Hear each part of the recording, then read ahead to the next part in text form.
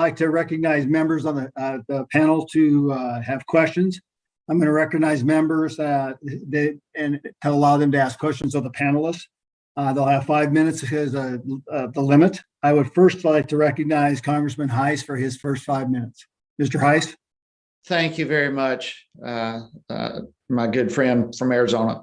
I appreciate that. And listen, I won't take the whole 5 minutes. I have a hard stop here in just a couple of moments. But listen, the testimonies that have been shared, thank you so much for that. I have now had the opportunity over 3 administrations, the Obama administration, Trump administration, and now the Biden administration, to visit all 9 sectors of our southern border. Recently just got back from San Diego and Yuma, and it's indescribable, absolutely indescribable. I've never gone without being heartbroken and infuriated with what I have seen. The pictures that Ms. Connor showed of the trash, I've seen that firsthand. I've had dinner with ranchers and farmers like Mr. Johnson. We have sat down with them. We have talked with them. We have traveled their ranches. We have seen the destruction and the fear with which they live. It's just infuriating. The cartels dominating literally every square inch of our southern border. I saw just a couple of weeks ago a vehicle where over 50 kilos of narcotics were hidden. Fortunately, that was found. There was also a truck there with over 90 kilos. Listen, what is happening at our southern border is inexcusable.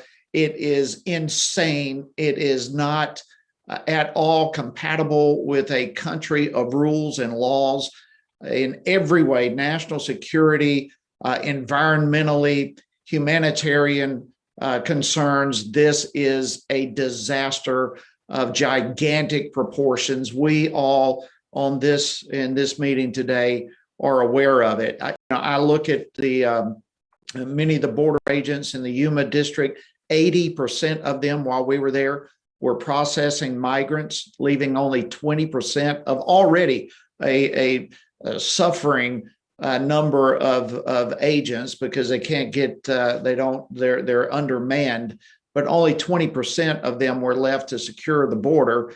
I've watched firsthand coyotes on the other side of the border monitoring our every move. Look, and here's Vice President Harris, having been tagged to deal with this issue, who has not even cared or bothered to attend herself. So, Mr. Gosar, I thank you for calling this panel together.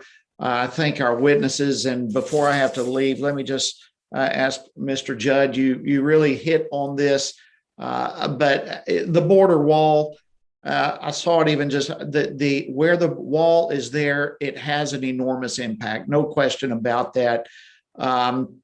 I just want to hear from you. I think a simple answer to this. Does the border wall help prevent crossings? Does it help prevent habitat destruction, environmental issues? Mr. Judd. In 2002, 2003, 2004, the NACO area of responsibility had the most apprehensions nationwide. We had very little infrastructure. I personally worked in that area.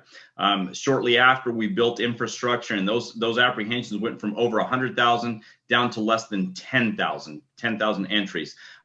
Walls allow us, the Border Patrol, to dictate where illegal crossings take place.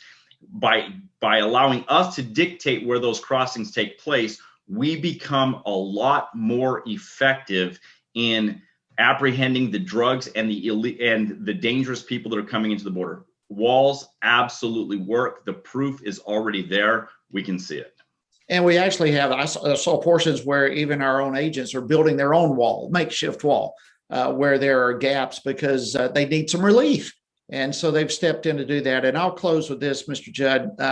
Besides the wall, what would be the 1 or 2 other top priorities to you that need to be employed to help our border agents and to prevent border crossings? We must get rid of catch and release. As long as that magnet is there, people are going to continue to come to the United States. We actually complete the smuggling cycle. When we issue an NTA, we are giving people that cross the border illegally, we're giving them a legal status to be in the United States. We're actually rewarding people for violating our laws. If we reward people for violating our laws, they will continue to come. We have to have policies that will address that issue. President Trump did that.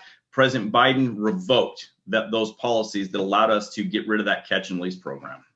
Thank you very much. And Ranking Member Gosar, again, thank you for accommodating my schedule. And again, thank you and Ranking Member Westerman both for putting this discussion together. And with that, I yield back. Thank you, Mr. Hice.